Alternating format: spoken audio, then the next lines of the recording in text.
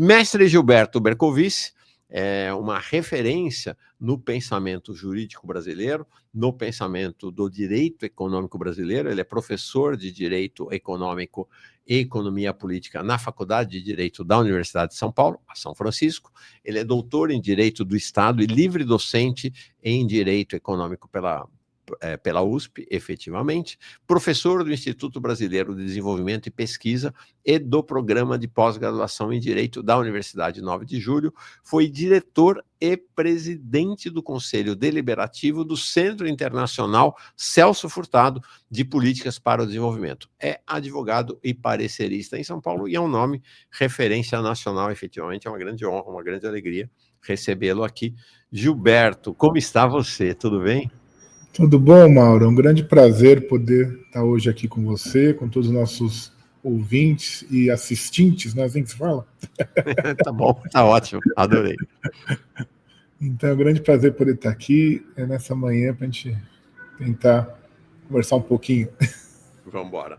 Então, não vai ter moleza, não. Hoje vamos embora, vamos. Não, eu queria uma análise sua, Gilberto. Eu estou muito impactado com este desenho do capitalismo de Lula 3, em que você tem o BNDES, que já foi um banco de desenvolvimento nacional, voltado única e exclusivamente ou integralmente para duas frentes de ação: viabilizar grandes negócios para esses grandes grupos empresariais. Eu mencionei 3 da preferência do governo Lula, né, que é o BTG Pactual, do André Esteves, o Lehman com a Eletrobras e, sem sombra de dúvida, Orconcourt, os irmãos Batista.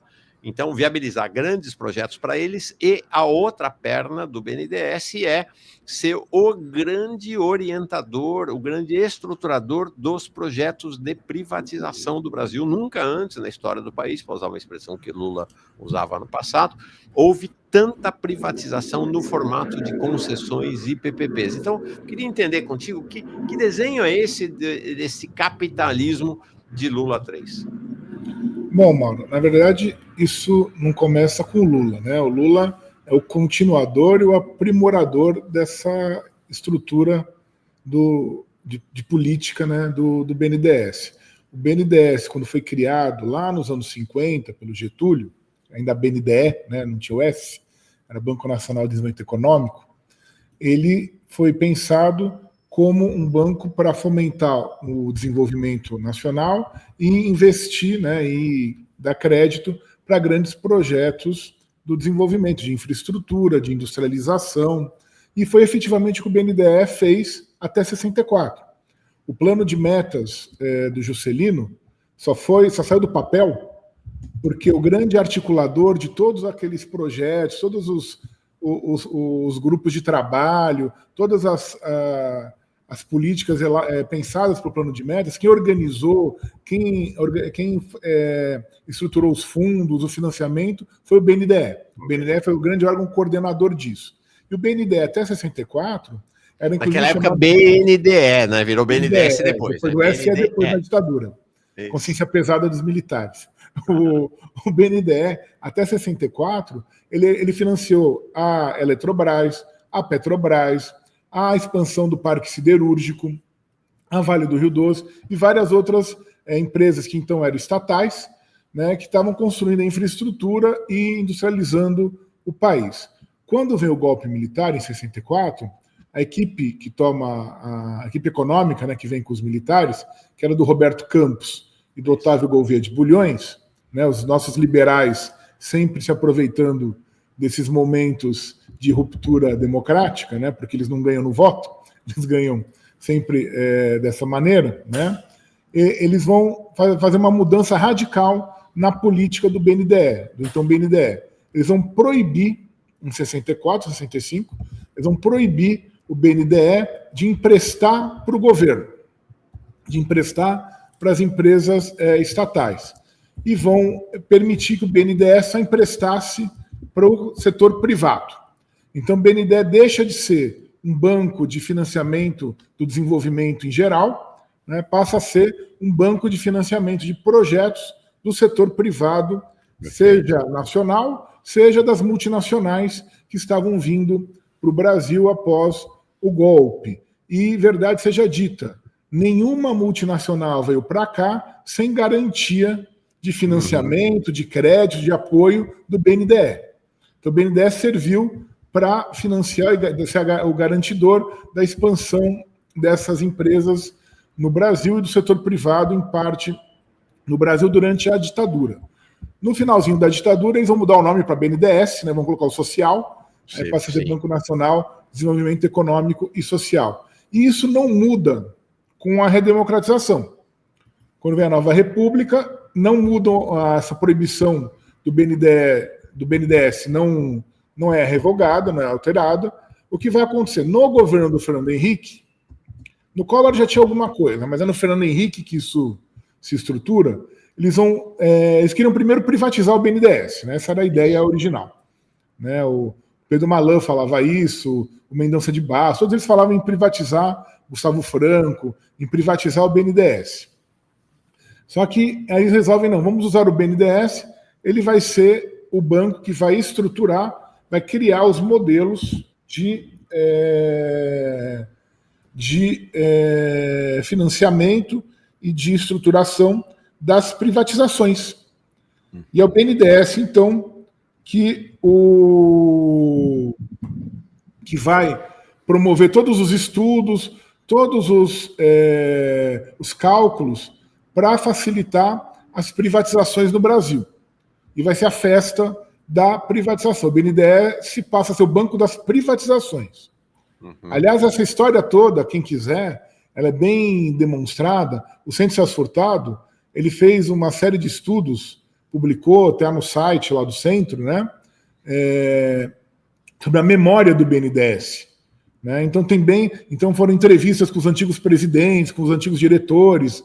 Então está bem marcante essa mudança de rumo no banco, né, do que era nos anos 50 e 60, que vai ser na ditadura e que vai ser a partir dos anos 90 no BNDES. Fica bem marcante essa mudança. Eles mostram como isso acontece. Né? E aí, então, o BNDES passa a financiar as privatizações, passa a fazer o modelo das privatizações. Não teve nenhuma privatização no Brasil que aconteceu sem financiamento do BNDES. Ninguém botou um tostão de dinheiro aqui, porque se dizia, não, privatização é bom porque vai vir investimento. Não tem investimento nenhum. Todo mundo foi financiado pelo dinheiro público brasileiro. Porque o BNDES, aliás, um detalhe que eu esqueci, o BNDES ele recebia fundos de uma série de tributos, na época, nos anos 50 era de adicional de imposto de renda, enfim, isso vai mudando, né? A partir da Constituição de 88, o BNDES está previsto na Constituição, ele administra os fundos do Fundo de Amparo ao Trabalhador. Ou seja, são recursos que são extraídos da folha de salário dos trabalhadores, são recolhidos pela folha de trabalho, né, pelos empregadores, que vão para o Fundo de Amparo ao Trabalhador, o FAT. E o BNDES gerencia esses fundos, além de outros recursos. Ou seja, quem financiou as privatizações no Brasil foram os trabalhadores. O Chico de Oliveira, né, o saudoso Chico de Oliveira, já falava isso. Né, que o Brasil tinha esse fenômeno, né, que todo o financiamento da expansão econômica se dava pela folha de salário. Né, do FGTS, o PIS/PASEP, o FAT, são todos fundos, fundos cujos recursos são provenientes do salário, são provenientes da força de trabalho. Né, que foram eles que financiaram a expansão econômica privada no Brasil desde a ditadura. Né, e o FAT, então, é gerenciado, também administrado pelo BNDES. Eles queriam privatizar, vai transformar no órgão que vai modelar as privatizações, que vai financiar as privatizações. Quando vem o Lula muda uma coisa. Ele vai revogar essa proibição do BNDES emprestar para entes estatais. Isso é verdade. Só que o que o BNDES vai fazer? Qual vai ser a política do BNDES? Vai ser criar, o primeiro momento, chamados campeões nacionais. Né? Isso. Aliás, isso depois do Carlos Lessa, porque eu esqueci. Teve o período do Carlos Lessa no BNDES, que foi um período sui generis, em que o Carlos Lessa tentou recuperar o papel do BNDES como o grande financiador do desenvolvimento do Brasil. E o Carlos Lessa, inclusive, tentou recuperar financiamentos e maus negócios que o BNDES tinha feito com empresas que tinham adquirido serviços privatizados. O caso, por exemplo, da AES, na época, né, que tinha adquirido a Eletropaulo, se eu não me engano, aqui em São Paulo, né, e ela tinha tido financiamento, não tinha pago. E aí o Carlos Lessa foi cobrar. E aí toda a mídia, ele é um dinossauro, ele está atrapalhando os negócios do Brasil, como ele ousa cobrar a empresa americana que veio aqui nos iluminar, né, literalmente. Né? O Carlos Lessa também tentou recomprar ações da Vale, para o Estado readquirir o controle da Vale do Rio Doce, no que ele foi devidamente defenestrado pelo presidente Lula. O Lula demitiu o Carlos Lessa. Sim. Durou um ano, né? Durou, né? Um ano e pouco. Um pouquinho mais, né? Ficou de janeiro de 2003 a novembro de 2004 e foi ele mandou embora, ejetado, né? Com requintes de crueldade. Né? Então aí o BNDES voltou, aí vem a história dos campeões nacionais. Então o BNDES vai financiar grandes projetos, né, de empresas para criarem grandes empresas brasileiras que poderiam concorrer com multinacionais ou no mercado internacional. E aí vai ser a JBS, vai ser a Oi, né? Vai ser também vai tendo leite que vai dar errado, então ela vai tentar financiar vários setores ali para criar empresas brasileiras que eventualmente pudessem se destacar no mercado internacional. E passa a ser essa política, são essas duas: financiar a privatização e financiar grandes grupos econômicos brasileiros. Essa é a política do BNDES, não mudou. O que vai mudar no governo do Temer, quando o Temer assume com o golpe lá de 2016, eles vão tirar o grande instrumento que o BNDES tinha para financiar o setor privado, era chamada TJLP, era a taxa de juros mais baixa dos empréstimos. Eles vão revogar isso. Eu não entendi até hoje por quê. Porque isso é um tiro no pé dos próprios empresários, que passam a ter que pagar mais caro pelo crédito. Mas não dá para entender muito empresário e setor privado dominante no Brasil, porque eles vivem clamando por privatização, e se privatizar, por exemplo, o Banco do Brasil, eu quero ver como é que o agronegócio fica. Porque se o Banco do Brasil não financia, não tem agronegócio. Né? Então, eles vivem pregando a privatização. Então, eu não sei qual é a lógica deles, até hoje eu não entendi. Né? Eles não têm uma lógica muito clara. Né? Acho que uma coisa eles falam, eles fazem outra coisa, enfim. Mas o caso é assim, ele revogou, ele acabou com a TJLP, ameaçaram tirar o FAT do BNDES, não conseguiram, né? Mas restringiram bem a atuação do banco. O banco diminuiu bem a atuação. Isso. Né? Em virtude disso. Quando volta o Lula, né, o Bolsonaro é a mesma coisa, quando volta o Lula, se achou que o BNDES podia recuperar algum papel. Né? Não, ficou igual. O Lula não mudou nada. O Lula não restaurou a TJLP, o Lula não mudou absolutamente nada. Simplesmente continuou com a mesma política de financiar grandes grupos, caso interesse a eles, né? Enfim, nas operações que interessem a eles, e também passou, aí sim, que o governo Lula 3 passou a incentivar mais, a modelar de novo privatizações. Né? Já tinha conseguido no Bolsonaro, a da Eletrobras foi o BNDES que fez toda a estrutura, né? E o Lula manteve isso. Enfim, não mudou nada. Então o Lula simplesmente continua a mesma política do Temer e do Bolsonaro, que vem, na verdade, uma política um pouco mais radical do que a do Fernando Henrique, mas é a mesma coisa. O Lula não mudou nada, ele continua a mesma política. O BNDES não voltou a ser o banco que financiava infraestrutura, que financiava os grandes projetos de desenvolvimento. O BNDES financia grandes grupos privados, financia privatização. É para isso que ele serve. O nosso dinheiro que vem da folha de salário, o trabalhador paga para isso, para financiar o setor privado nesses aspectos. Isso é uma coisa incrível, né? Quem banca a privatização no Brasil é o trabalhador brasileiro. O trabalhador. Isso, o Chico de Oliveira já tinha demonstrado isso naquele texto dele do Ornitorrinco, ele já tinha mostrado. Quem paga é o trabalhador. E é engraçado a privatização, porque privatização supostamente é gasto excessivo do Estado, que eles falam, não é? Aí, para privatizar, primeiro eles buscam desmontar a empresa, né? Então a empresa já começa a funcionar mal, porque eles vão tirando as coisas. O caso do Correio, por exemplo, né? Começa a tirar serviços, começa a não renovar quadro, a não substituir aposentado, a fechar a agência, começa a criar um monte de problemas, inclusive para legitimar a privatização, porque a empresa passa a não prestar um serviço tão bom, né, quanto prestava. Aí, então, primeiro começa a desmontar. Aí vão fazer, então, aí o banco público faz o estudo da privatização. Aí o banco público oferece esse modelo. Aí o banco público garante o financiamento da privatização. Ele financia. Aí quem ganhou a concorrência, lá o leilão, seja lá da forma que for, foi por financiamento público. E que depois fica usando esse dinheiro para manter a sua atuação na empresa agora privada. Quer dizer, então é tudo financiado com dinheiro público. Assim é fácil.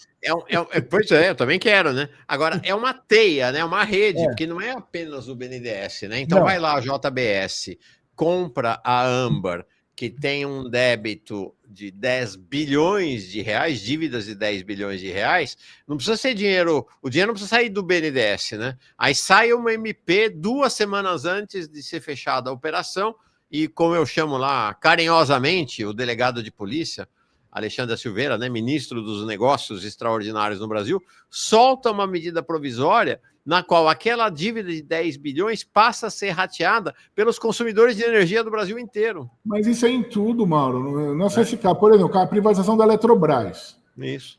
Foi uma medida, foi uma projeto de lei do Bolsonaro, né? Quando o projeto de lei está sendo discutido no Congresso, eles alteram o artigo 1º do projeto de lei, que virou o dispositivo de o maior número de palavras da história do Brasil. Tem não sei quantas, vocês têm dezenas de palavras, é um negócio enorme. Porque diz, vai privar essa lei para privatizar a Eletrobras e também para... E aí coloca uma série de vantagens para o setor das termoelétricas. Perfeito. Que dizem que era do interesse do sujeito lá, que é o dito do rei do gás, né? Sim, o sócio do Rui Costa lá na Bahia. Esse aí. Aí parece que, então, uma série de interesses dele que colocaram lá, o chamado jabuti, né? Só que fizeram um negócio enorme, porque para o Bolsonaro não poder vetar, mesmo se ele quisesse. Porque se ele vetasse, ele vetava a privatização da Eletrobras, que é o que ele queria. Então ele não podia vetar, porque você não pode vetar parte do texto, né? Você tem que vetar o artigo ou inciso, tem que ser inteiro, né? Você não pode vetar só uma frase, uma palavra do texto do artigo ou do dispositivo da lei, né? Você tem que vetar inteiro. Então, fizeram essa lambança toda para garantir, é assim que funciona. Isso é com todos os setores, né? A Eletrobras foi isso. A privatização da Eletrobras foi um crime contra o Brasil que o governo Lula legitimou, né? A gente esquece disso, né? O seu Messias, que agora está sendo cotado, vai ser provavelmente o novo ministro do STF, né? Ele entrou com uma ação no Supremo para legitimar a privatização da Eletrobras. Porque o Lula disse na campanha que era contra. Depois resolveu mudar de ideia, né? E aí o Messias entrou com uma ação que não contém. Ele fala, está na ação, está escrito. Ele escreveu um artigo na Folha na época que ele entrou com a ação. Isso. Não estamos contestando a privatização. Ela é ótima. O que nós queremos é que aumente o poder da União no Conselho de Administração lá da Eletrobras. Então, o que eles fizeram? Eles trocaram a Eletrobras por uma vaga no Conselho de Administração. Pois é. Eles tinham 2 e passaram a ter 3, só que aumentaram também o número de conselheiros. Então, deu na mesma. Né? Mas eles puderam nomear mais um. Em vez de nomear 2, puderam nomear 3 amigos. Né? Porque nesses conselhos, você sabe, é remunerado, é bem remunerado, aliás, tem uma série de vantagens. Né? Então, é um bom salário, é uma boa nomeação, né, para alguém. Né? Então, o que o Lula fez foi isso. Ele trocou a Eletrobras, que não é só questão da energia elétrica. A Eletrobras controla os reservatórios de água do país. Isso. Ele trocou o controle da energia e da água em troca de uma vaga no Conselho de Administração. E achou lindo. E achou lindo isso. Não, fiz um grande negócio, sim, um grande negócio, não sei para quem. O Alexandre Silveira, eles inventam toda hora alguma coisa. Inventaram um negócio de eólica offshore. Isso. Né? Também uma série de problemas ali, de interesses colocados em dispositivos, né, que aparecem do nada. Né? E o governo mantém. Então, o Alexandre Silveira fala, agora o negócio das terras raras, vamos falar das terras raras. Né? É isso que eu queria conversar contigo. E aí, porque agora tem terras raras e... Gilberto, eu fico escandalizado. eu não sei, acho que eu sou mais velho que você, já devia ter passado da idade de ficar escandalizado com essas coisas, mas é assim, eu imagino o que aconteceria no governo Bolsonaro com a posição do PT se o Bolsonaro fosse sentar numa negociação com o Trump e abertamente dizer que ia trocar terras raras e minerais críticas que ele entregaria para os Estados Unidos em troca de tarifas menores. O Haddad disse isso on the records em agosto, e ontem na Câmara o Alexandre Silveira disse a mesma coisa. E te digo mais, eles estão mentindo, não porque eles não vão entregar, é porque eles já entregaram. Eles estão mentindo. Eles não podem dar o que eles já deram. Quem tem hoje a concessão terra rara, óbvio, se de repente tudo virou terra rara, ninguém sabia que isso existia, de repente vira, são as modas, né? Mas enfim, a concessão desses minerais já tem no Brasil, pode ter novas, enfim, mas as que já existem, né? A maior concessionária de terras raras é uma mineradora americana, que inclusive vende para a China, porque sabe que a briga dos Estados Unidos com a China é para inglês ver, né? Eles são sócios, né? Eles não são rivais, eles são sócios, né? A China tem uma relação muito mais complexa do que bravatas do Trump e do Xi Jinping, né? Então, as terras raras, assim, a maior concessionária de mineração do que se chama é uma mineradora americana. O lítio, que é no Vale do Jequitinhonha, são duas mineradoras canadenses. Que, aliás, o Canadá, né, com essa sempre posa de bonzinho, né? Mas o Canadá é um país terrível na exploração dos recursos dos outros. Aliás, Canadá, Noruega, Austrália, eles sempre querem posar de países legais, países amigos, que respeitam o meio ambiente, os direitos humanos, tudo balela, respeitam neles. Nos outros, eles agem como poder colonial, né? O que a Equinor faz aqui no petróleo, é o que as mineradoras canadenses e australianas fazem aqui também, na África, em qualquer outro lugar, né? Tinha até um meme uma vez, não sei se você já chegou a ver, que assim, quando você visita o Canadá, aí tá a floresta, os passarinhos, o urso, tudo bonitinho, né? Quando o Canadá visita você, um buraco. Porque são mineradoras canadenses, que exploram sem dó nem piedade, como qualquer outra mineradora internacional, não tem conversa. Inclusive, já teve uma reportagem recentemente que parece que deu problema de água em várias localidades lá no Vale do Jequitinhonha, que é a região mais pobre de Minas Gerais, por causa dessa mineradora canadense que explora lítio. Ela desviou, fez alguma coisa ali na água que deu problema no abastecimento de água das cidades. Então, lítio, que é da bateria, né, que é tão falado por aí, está na mão dos canadenses. E o nióbio, como todos nós sabemos, né, é capitania hereditária dos Moreira Salles. Perfeito. É por isso que ele tem dinheiro para fazer filme que ganha Oscar. É graças ao nióbio, né, que é o grande investimento da família, muito mais que o banco. Né, a grande renda mais da ou menos família que nem o S de social que a ditadura botou no BNDES, a família Moreira Salles com os filmes lá do... Pode ser. Né? Pode ser. Mas, enfim, o que eu estou querendo dizer assim, as terras raras já estão entregues. Tá. O modelo de concessão mineral no Brasil, que é um desastre, que não tem... O Brasil é um desastre no modelo de concessão mineral e na exploração de petróleo, entre outras coisas, porque não cobra imposto. O Haddad não vive falando que os milionários vão pagar impostos quem vai pagar imposto, sim. Vai pagar imposto, a classe média vai pagar mais imposto agora, com todas essas mudanças, mas os milionários não vão pagar, porque eles não... As petroleiras têm praticamente isenção fiscal no Brasil. Era a chamada antiga MP do trilhão, que o Temer aprovou, né, aprovou como lei, e que praticamente isentou de impostos as petroleiras no Brasil. Nenhum país do mundo deixa de cobrar impostos sobre empresa que explora petróleo. O Brasil deixa. Porque, afinal, coitadinha, elas são pequenas, são frágeis. Se pagar imposto, elas vão quebrar, não vão vir para o Brasil, não é? A gente não vai poder entregar o pré-sal de maneira tão rápida e avassaladora. Né? Elas têm que ter incentivo. Mineradora, o royalty é muito baixo no Brasil. Né? A Austrália, o Canadá, a África do Sul, que são um país que também tem recursos minerais, cobram muito mais do que o Brasil. Tá. E quando você fala qualquer coisinha de aumentar o Deus nos acuda.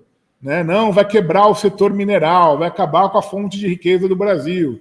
Que nem o agronegócio. Agora, nessa questão do imposto de renda, agora, o agronegócio foi isento. Né? Fora as vantagens tributárias que o agronegócio ganhou na reforma tributária do Haddad ali, do que passou lá no Congresso. Então, assim, não paga imposto. Quem paga imposto somos nós. Mas eles não pagam. Né?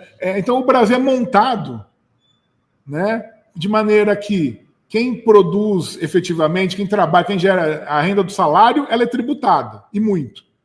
Né?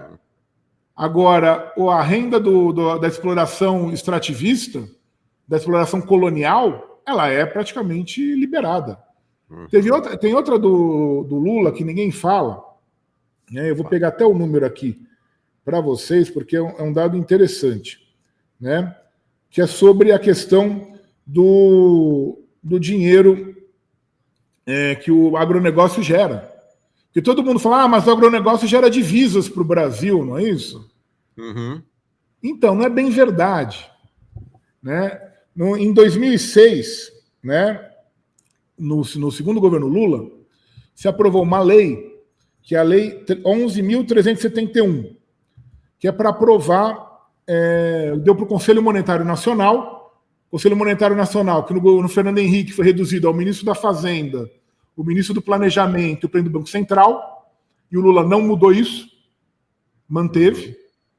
O Conselho Monetário, que na época da ditadura era muito mais representativo, tinha setor dos empresários, dos trabalhadores, de todos os setores da economia, tinha representantes, né? O Fernando Henrique reduziu, e o Lula nunca mexeu nisso, né? Então, o Conselho Monetário pode estabelecer a porcentagem dos recursos que são exportados, provenientes da exportação, que devem reingressar para o país, né? Então, antigamente, o sujeito era exportador, ele tinha que internalizar, né, o que ele ganhava com a exportação. Era por isso que falava que trazia divisas, né, porque ele trazia dinheiro para o país. Sim. A partir de 2006, o Conselho Monetário diz que não, ele pode fixar quanto que ele tem que trazer ou não para o Brasil. Em 2006, no Conselho Monetário do Lula, que era ministro da Fazenda, o Mantega, ministro do Planejamento, eu não lembro quem era, e o presidente do Banco Central era o Meirelles, né? Fixou em 30% o que poderia ficar no exterior. Então ele tinha que internalizar 70% e deixar 30% lá fora sem nenhum problema.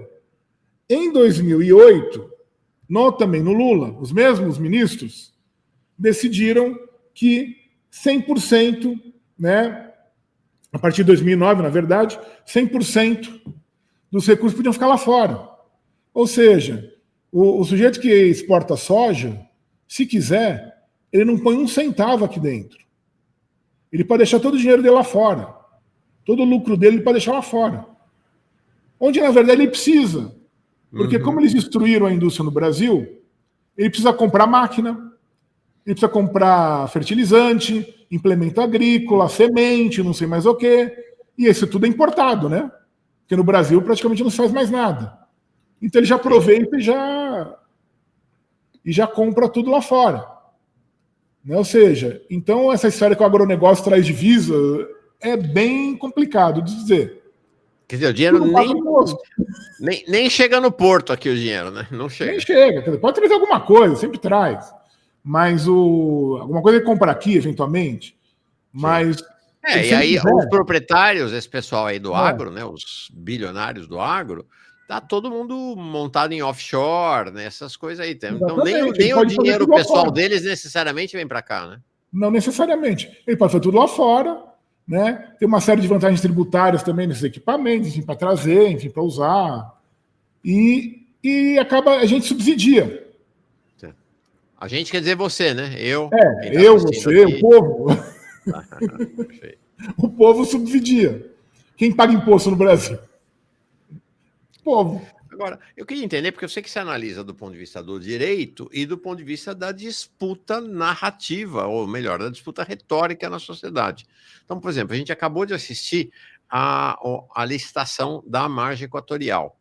Lá. E aí, essa licitação aconteceu debaixo de um discurso pago a peso de ouro, ao longo de praticamente 2 anos, desde o início do governo Lula, né, da ideia de que era preciso explorar a margem equatorial, porque isso é um gesto de soberania nacional, porque as petroleiras americanas estão explorando lá na Guiana e elas vão fazer um canudinho que passa por debaixo da terra e chupar o petróleo que tinha aqui do lado de cá da fronteira, ia levar tudo e tal. Então, 2 anos essa retórica, a Petrobras bancando esses canais progressistas, os sites, que soberania, soberania, soberania. Aí vem, faz a licitação, Gilberto, e quem ganha o filé mignon é a ExxonMobil, a Chevron e a CNPC chinesa. A Petrobras fica com uma parte pequenininha, na verdade, da margem equatorial. Então, tem uma operação narrativa que a gente está assistindo agora na coisa com o Trump também, né? Soberania, soberania, soberania, entrega as terras raras, né? Não, é pior do que isso, Marco. É o seguinte, o modelo de exploração do pré-sal, foi o Lula já errou em 2010, quando ele fez a lei da partilha, ele não revogou a lei do petróleo de Fernando Henrique. É a coisa do Lula, né? Sem ficar acompanhando os 2 barcos, né? Uhum. E aí o que aconteceu? Ele criou um regime duplo, que só gera confusão, dá problema, enfim, e toda hora tem contestação, todo mundo fala, aí as grandes petroleiras não querem a partilha, enfim, tem toda uma contestação. Esse modelo da partilha funcionava enquanto a Petrobras fosse operadora única, porque é quem controla a exploração. O ritmo, a tecnologia, a questão ambiental, tudo isso. O Serra fez um projeto de lei em 2016, que foi aprovado no governo da Dilma, no Senado. Pergunta para o Requião, para o Lindbergh, para a Vanessa Graziotin, né? Ia perder. Aí foi o Renan Calheiros e o Eunício falarem lá com o Jacques Wagner e a Dilma no Palácio. A Dilma preocupada com o impeachment, deixou o Romero Jucá lá, deixaram aprovar o projeto de lei. Né? O que não ia ser aprovado, o governo lavou as mãos e foi aprovado no Senado. Ele terminou de ser aprovado na Câmara, aí sim, já no governo do Temer, né? Que não adiantou nada, a Dilma caiu do mesmo jeito, mesmo tendo entregue o fim da Petrobras como operadora para o Centrão, né? Então ela caiu do mesmo jeito. Enfim, aí foi aprovado no Temer, tirando a Petrobras como operadora. Acabou o modelo da partilha. Perfeito. Porque você não tem mais o controle da exploração. Tanto não tem, que a gente não tem os dados ainda corretamente, mas parece que o ritmo de exploração do pré-sal, e foi liberado por um monte de petroleira estrangeira, tá no pré-sal, né? Aumentou muito para exportar óleo cru, né? Sem nenhum tipo de beneficiamento. Então, a gente exporta óleo cru e importa produto refinado, enfim, produto elaborado. Né? Foi isso que aconteceu, inclusive um dos rescaldos da Lava Jato, tudo isso. Bom, parece que o ritmo de exploração do pré-sal aumentou bem, e o pré-sal já não está com tanta margem ali de garantia de muitos anos com abundância. Né? Não vai acabar amanhã, mas também não vai durar tanto quanto eles estavam achando. Né? E aí, então, com esse papo, a margem equatorial vai ser a saída, então, para o Brasil ser autossuficiente em petróleo. Né? Aí vem essa história da margem equatorial. Então, primeiro, uma exploração predatória e equivocada no pré-sal. Mas tem mais. O que acontece? Quem estimula a Petrobras na margem equatorial são as estrangeiras. Uhum. É a Total, da francesa, a Chevron, a Shell. Por quê? Elas estão lá na Guiana, né, no Suriname, estão ali do lado, fazendo a exploração. É a mesma bacia geológica, né, então provavelmente tem lá também. Né? E aí tem um probleminha. Eu tenho minhas reservas contra a exploração da margem equatorial por 2 questões. Uma, a gente vai falar que é besteira, mas enfim, a gente não sabe o que tem lá. Ninguém nunca estudou aquela região. Uhum. Então você vai mexer, você não sabe o que pode acontecer. Né? Em termos de desastre ambiental, afetar o regime das marés, tem a foz do Amazonas, ninguém sabe. Né? Porque ninguém nunca estudou. Então tinha que pelo menos estudar para saber o que tem lá. Né? Como é que as coisas funcionam, para poder explorar de uma maneira mais organizada. Mas, independentemente disso, tem um outro problema. Por que eles querem que a Petrobras vá lá? E aí, na verdade, não é bem que eles querem que o filé mignon, mas, na verdade, eles querem que a Petrobras assuma, porque eles querem que a Petrobras construa, como fez o pré-sal, toda a infraestrutura, gaste bilhões, para depois chegar no próximo governo, ou nesse, tanto faz, né? Porque é a mesma coisa, né? E venda a preço de banana para eles. Já tudo pronto. Foi o que aconteceu no pré-sal. A tal do leilão a venda de ativos que o Pedro Parente... Na verdade, tinha começado com o Bendini e com a Dilma, né? Mas foi acelerado com o Pedro Parente no Temer, né? A venda de ativos da Petrobras é isso. Tudo que a Petrobras gastou bilhões para fazer, anos, vendeu a preço de banana para os privados. E é isso que eles querem, a mesma coisa. Né? Deixa a Petrobras gastar, pesquisar, torrar lá dinheiro, e aí depois a gente compra baratinho, na Bacia das Almas, no feirão que eles vão fazer depois. Porque afinal vão dizer que a Petrobras está endividada, está quebrada, está não sei o quê. E aí vão vender baratinho. É por isso que eles querem. Porque a Petrobras monta tudo e depois eles têm tudo pronto. Essa é a lógica da exploração da margem equatorial. Né? E o governo é cúmplice disso, porque ele quer isso. E mais uma vez, quem vai bancar tudo isso é você, sim, eu, os trabalhadores e trabalhadoras brasileiros. E aí é interessante porque existe uma entidade que é o Instituto Brasileiro de Petróleo e Gás, que, como está lá escrito brasileiro, você olha e fala, bom, é brasileiro, né? Mas você vai olhar lá dentro, quem que está sócio lá? A Petrobras, claro. A Shell, a Chevron, a Equinor, toda a indústria do petróleo está lá. Então, sob essa fachada de Instituto Brasileiro de Petróleo e Gás, eles fazem eventos com a chamada mídia governista, progressista, fazem campanhas publicitárias e tudo. E aí você está achando que é o Instituto Brasileiro de Petróleo e Gás, mas são as petroleiras estrangeiras que estão bancando ali, que estão pagando. Sim, afinal o petróleo é nosso, eles falam, não é isso? É deles. É isso aí. Agora, há uma questão em relação a esses temas todos que me parece crucial, e você tem tematizado sobre isso, que é um dos maiores crimes que se cometeu contra o Brasil, se eu estiver errado, você me corrija, que é o fim da diferenciação entre empresa brasileira e empresa estrangeira.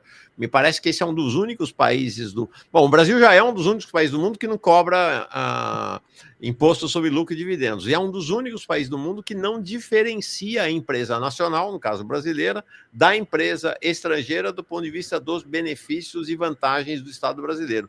É isso? O Brasil, na verdade, assim, você tem toda uma discussão sobre a questão do capital estrangeiro, que vem desde os anos 40, 50, estava na discussão das reformas de base e tudo isso, tanto que a lei do capital estrangeiro, a primeira é a lei 4.131, que é de 62. E ela estipulava, falava, olha, o capital estrangeiro pode vir, mas vai ter restrições para a remessa, o problema era chamada remessa de lucros, né? Para comprar o que ele vai mandar de volta para fora. O que ele ficar aqui vai ser entendido como capital nacional. Ele vai ser reinvestimento para estimular a ficar, né? O recurso. O que ele mandar para fora, ele vai ter um regime diferenciado, que era de podia mandar até 30%, agora eu não lembro direito qual era a porcentagem. Isso cai em 64. É uma das primeiras leis da ditadura, ela altera essas restrições e fala, capital nacional, capital estrangeiro é tudo igual. Tá? Não importa. Só que os militares, o que eles vão fazer?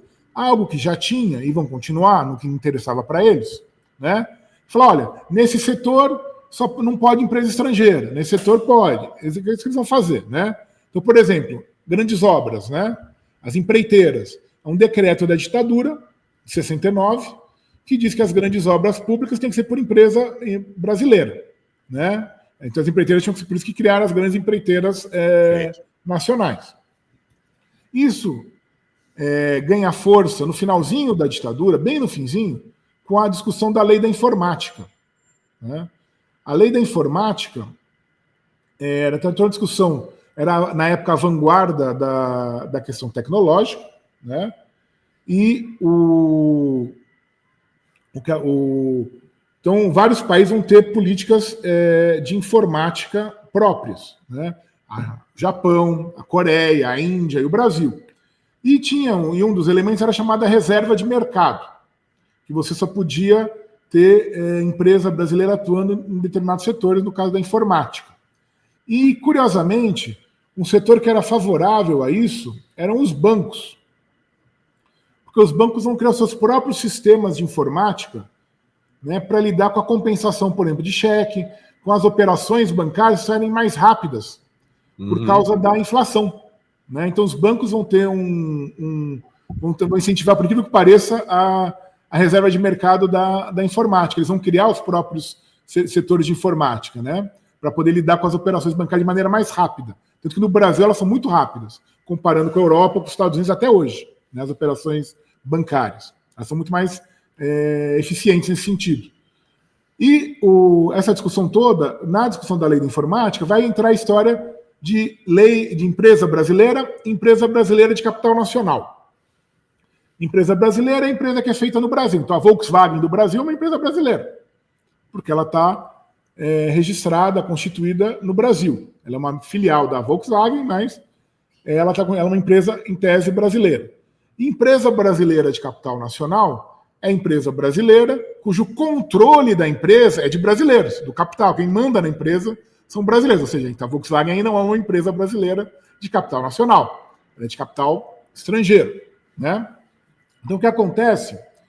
Vem essa discussão por causa da informática, da lei da informática, e a época da Constituinte, logo depois. E tem uma reação muito forte dos Estados Unidos por causa da lei de informática. Todo mundo fala do Trump, mas quem mais aplicou sanção contra o Brasil foi o Reagan. O Reagan aplicou a chamada Lei 301, né? Que é a superdetenção, que é o artigo da Lei do Comércio dos Estados Unidos que permite sanções. Ele aplicou contra o Brasil nos anos 80, por causa da reserva da informática, por causa da lei de informática. E era um debate muito presente, né, na sociedade e entrou na Constituição.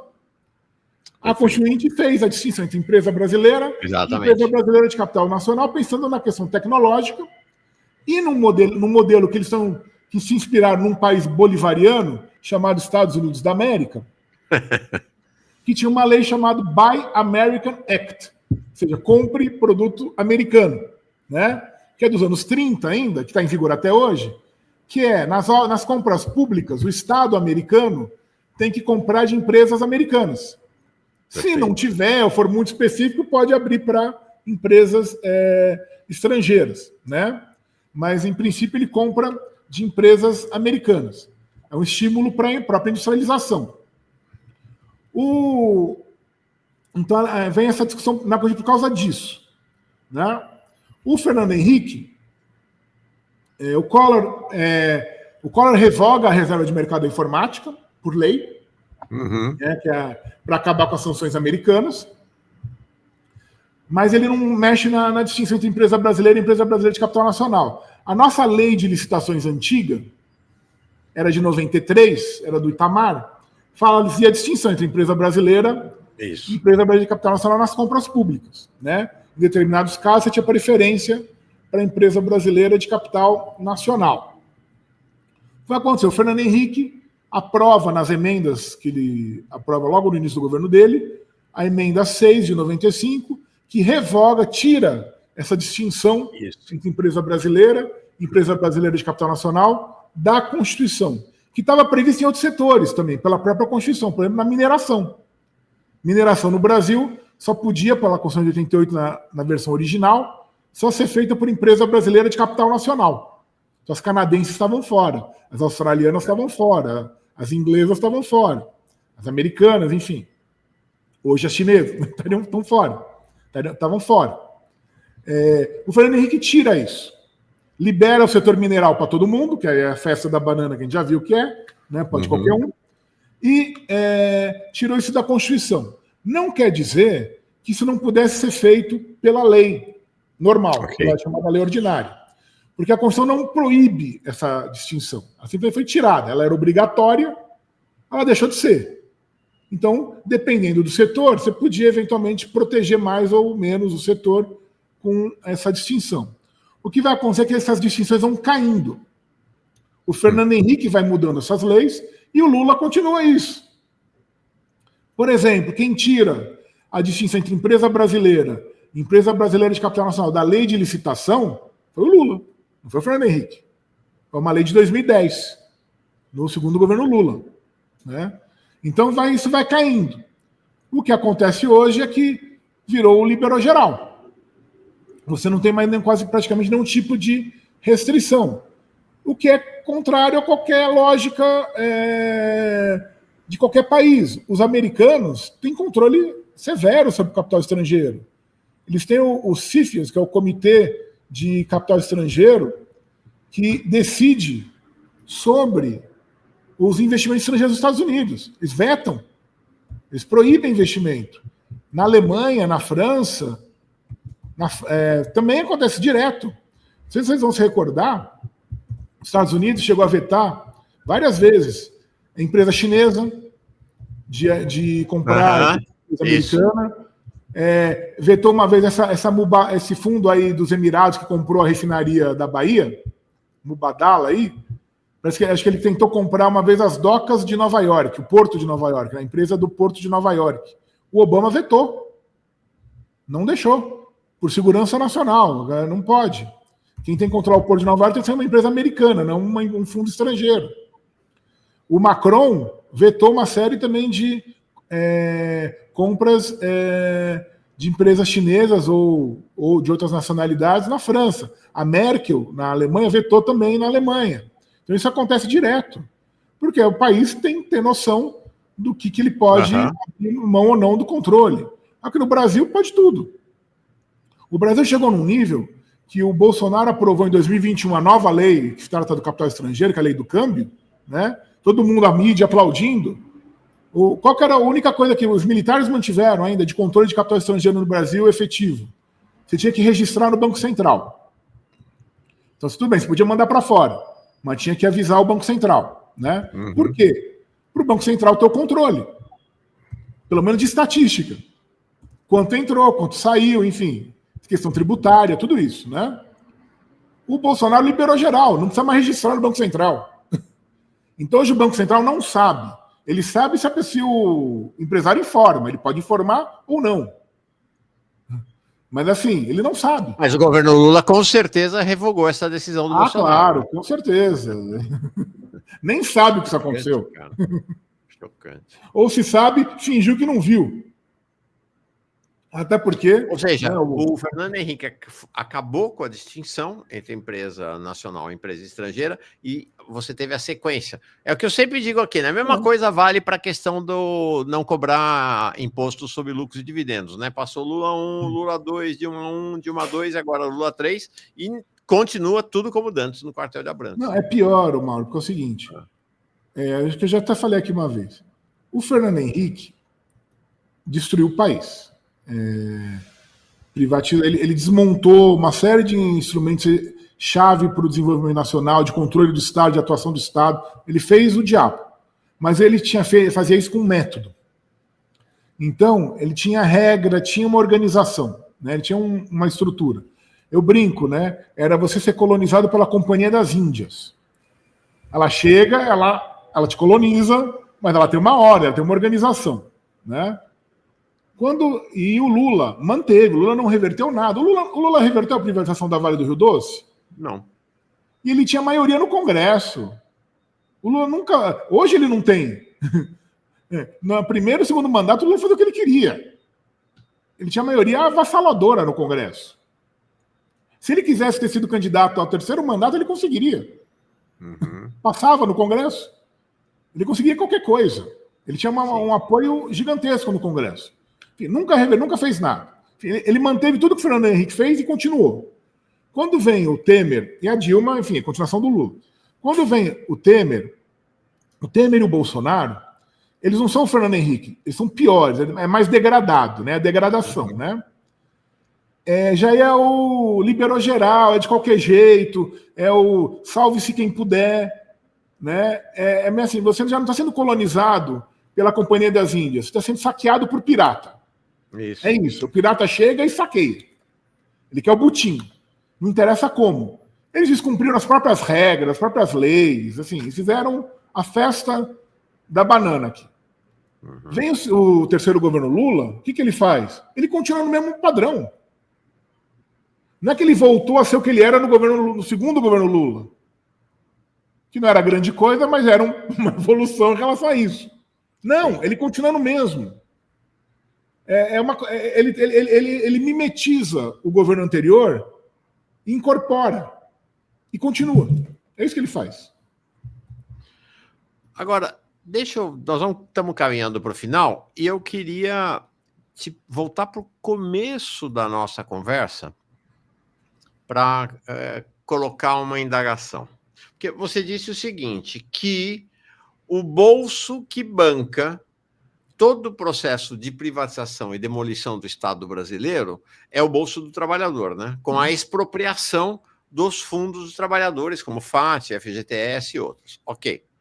Agora, tem uma questão aí, que é o governo Lula, também da mesma maneira como o governo Lula prometeu revogar a privatização da Eletrobras e etc, etc, etc, o presidente Lula prometeu revogar a contra-reforma trabalhista do Temer. E o espírito da contra-reforma trabalhista do Temer é exatamente acabar com esses fundos oriundos dos salários, que é o que você falou que banca a privatização, com a pejotização, com a terceirização, com tudo isso que a gente tem visto, e que vai se radicalizar, o que tudo indica, o processo vai se aprofundar. Ora, se isso vai se aprofundar, esses recursos já estão rareando e irão rarear cada vez mais. Como é que eles vão fazer para bancar as privatizações, a demolição do Estado brasileiro, expropriando os fundos dos trabalhadores, se esses fundos não existirão mais? Eles vão ter que achar outra fonte, até porque o Estado brasileiro, né, ele é um organismo que tem vários parasitas, né? Tem os bancos que parasitam e bem, tem os militares que parasitam e bem, tem o judiciário que parasita e bem. E o judiciário é o principal ator no desmonte dos direitos trabalhistas. Todo mundo fica aí batendo palma para o Supremo que defendeu a democracia, né? Só que é o Supremo que está destruindo os direitos trabalhistas sem poder. Porque a Constituição de 88 pode ter vários defeitos, pode ter vários problemas, mas uma coisa é inegável, ela protege o trabalhador. Os direitos trabalhistas estão na Constituição, são direitos fundamentais. São direitos constitucionais. E o Supremo tem destruído sistematicamente, liderado pelo seu Barroso, que acabou de sair, né? Já vai tarde, o senhor Alexandre de Moraes e o senhor Gilmar Mendes, são os três, né? Os outros vão a reboque, né? Têm destruído sistematicamente os direitos trabalhistas e vão legitimando fraude. Por exemplo, a questão da pejotização ou da terceirização. Isso. Que eles têm toda hora chilique com a Justiça do Trabalho. A Justiça do Trabalho, antigamente, ainda falava que não podia. Hoje nem isso mais faz. O que ela tem feito? O que é a função dela. Como ela analisa o caso concreto, ela vê se tem fraude. E muitas vezes tem. Que o sujeito está lá como um contrato de prestador e, na verdade, ele é empregado, né? Ele tem todas as características de empregado e só estão disfarçando, né, a situação dele para pagar menos. Perfeito. Isso é uma fraude. Aí seu trabalho consegue, ela analisa para desde o início, ela vê isso. Aí o Alexandre de Moraes tem chilique, não, estão desafiando o Supremo, que o Supremo diz que pode. Não pode terceirização, o que não pode é fraude. Uhum. E eles estão legitimando a fraude, eles falam que qualquer terceirização pode, não interessa. É isso que eles estão fazendo. Então a gente está chegando num nível de violência institucional contra o trabalhador, contra as bases da sociedade brasileira. Eu não sei onde vai parar. Porque é o que você falou, de onde eles vão arranjar dinheiro? Não sei. Eles vão ter que cobrar, arrancar dinheiro de algum lugar. Né? Vão ter que começar a cobrar imposto de alguém para poder pagar os privilégios que eles têm, porque não são baratos. E nenhuma reforma tira. Você já reparou isso, né? Reforma administrativa mexe sempre no servidor comum, que ganha pouco, e que não tem nenhum grande privilégio. Agora, na elite, na cúpula do judiciário, do Ministério Público, dos militares, ninguém mexe. Ninguém mexe um tostão. E isso que dá...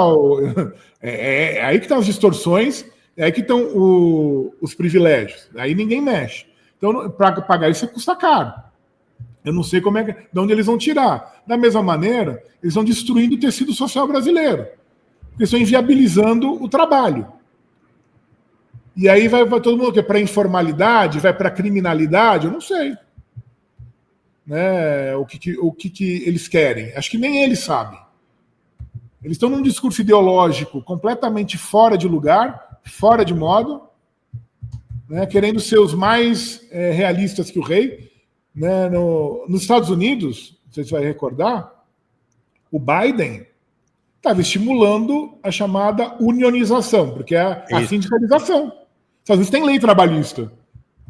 Tem diferenças lá, mas tem lei trabalhista. Se você está numa união, num sindicato, tem uma série de direitos e garantias. Uhum. Tanto que a Amazon era contra que os funcionários se sindicalizassem. O Biden estava estimulando isso. Ou seja, nem nos Estados Unidos, mesmo com o Trump, não tem isso. Não tem como se destruir a base, o direito básico das pessoas. Né? Eles estão destruindo os direitos básicos a troco de um discurso ideológico de quinta. Você pega os votos desses ministros e dá vontade de chorar. Uhum. Assim, meu aluno seria reprovado. E tem alguns deles são meus colegas aqui, enfim, fazer o quê? Né? Paciência. Mas assim, não, porque a Constituição de 88 foi feita antes da queda do Muro de Berlim. E daí? Uhum. O Brasil, por algum acaso, era uma república soviética? O Brasil, por algum acaso, foi socialista alguma vez na vida? O governo João Goulart era um governo comunista? Pois bom, o João Goulart era comunista, o Getúlio era comunista, o Juscelino era comunista, você sabe, né? Enfim. Né? Todos eram comunistas, né? Como o Perón era comunista na Argentina, né? O Cárdenas era comunista no México, enfim. O Nehru era comunista na Índia. Né? Eles são não é socialista, é outra coisa. Eles são nacionalistas, são social-democratas, talvez, enfim. É outra coisa. Né? Mas não é ninguém que foi socialista no modelo soviético. Sim, sim. Né? E aí não vem dizer, não, então a Constituição é ultrapassada. Ele não sabe o que está falando. Então, o capitalismo no Brasil começou com Michel Temer, é isso? Não existe isso, não tem nenhum sentido. E eles fazem isso, assim, parece que eles estão debochando. Sim. Parece que eles estão legitimando fraude, eles sabem disso. O outro vai cantar lá na casa do iFood, né, que trabalha para aplicativo, faz desculpa para a reforma trabalhista. O outro, ele está falando, até agora, um pouquinho tempo atrás, o presidente do STF, simplesmente, né? O trabalho por aplicativo, é óbvio que a CLT não ia prever o trabalho por aplicativo. Claro. Mas o que ela dá? Ela dá os direitos básicos do trabalho. O que você tem que fazer, então, ou incluir alguma coisa na CLT, ou uma lei especial tratando esse tipo de trabalho. É isso. Não, o que eles fizeram? Eles destruíram a proteção básica do trabalho para todo mundo com a desculpa do trabalho por aplicativo. Uhum. E não deram a proteção, obviamente, do trabalho por aplicativo. Nem vão dar. E nem vão dar. E eu te digo uma coisa, Mário, eu estudei esse assunto. Pode ter mudado alguma coisa, porque faz uns 2 anos que eu não mexo nisso. Né? Mas até 1 ou 2 anos atrás, em todos os países da Europa, tá, que teve a questão do trabalho por aplicativo, eles deram um vínculo do trabalhador por aplicativo, vínculo trabalhista. Uhum. Nos Estados Unidos, as decisões judiciais favoráveis ao trabalhador. A China estava preocupada com isso, a Índia, né? Faz tentando dar garantias para os trabalhadores. E o Brasil, como sempre, na contramão, mas também foi o último país que aboliu a escravidão, então acho que trabalho indigno não é um problema, né, para o Brasil. Né? Não é. Fantástico. Gilberto, olha, nossa, fantástica a tua entrevista, mestre Gilberto Bercovici, realmente é muito especial a tua presença aqui. Eu sinto um pouco da sua aflição, me identifico com ela. Eu imagino que a gente tem a mesma aflição, que é a seguinte: o pessoal vive me cobrando, imagino que você também tem essa cobrança, mas você não apoiava o Lula, você fica criticando o Lula, mas você... O que aconteceu? Por que você mudou? Aí eu lembro do Machado de Assis, né? Mudou o Natal ou mudei eu? Acho que quem mudou foi o Natal, não fomos nós, né? Foi os governos do PT que foram deteriorando. É verdade que não tem, assim, nenhuma mudança de qualidade profunda, mas há uma deterioração no padrão de governança e de projeto dos governos do PT ao longo dos anos, que é muito marcante, e aí a gente, normalmente, né? Normal, né, Gilberto? A gente vai se afastando, né? Não tem jeito. E assim, eu nunca fui ligado a eles também, enfim, a questão Sim. é, assim, o Lula era alternativa progressista em 2002? Sim. Uhum. Em 2006? Era isso. Como em 2022 foi isso também. Sim. Não tinha muito o que fazer, né? Tivesse outra alternativa progressista viável, não teria votado no Lula, teria votado em outro. Perfeito. Enfim. Isso não nos obriga a ficar tendo que ficar falando amém, falar que o Lula é o gênio do universo. O Lula tem várias qualidades, tem vários defeitos, como todas as pessoas. Né? Ele fez coisas boas e fez um monte de besteira também. Gilberto Bercovici, figura, uma relevância, uma referência para o debate sobre direito econômico, economia e temas também do direito do trabalho e do mundo da política brasileira. Muitos pedidos para trazer você mais vezes. Você veio, acho que uma vez só, veio agora a segunda, vai vir a terceira, a quarta, a quinta. Vamos combinar, tá bom, Gilberto? Obrigado, viu? Obrigado, Mauro. Um abraço. Grande abraço. Tchau, tchau.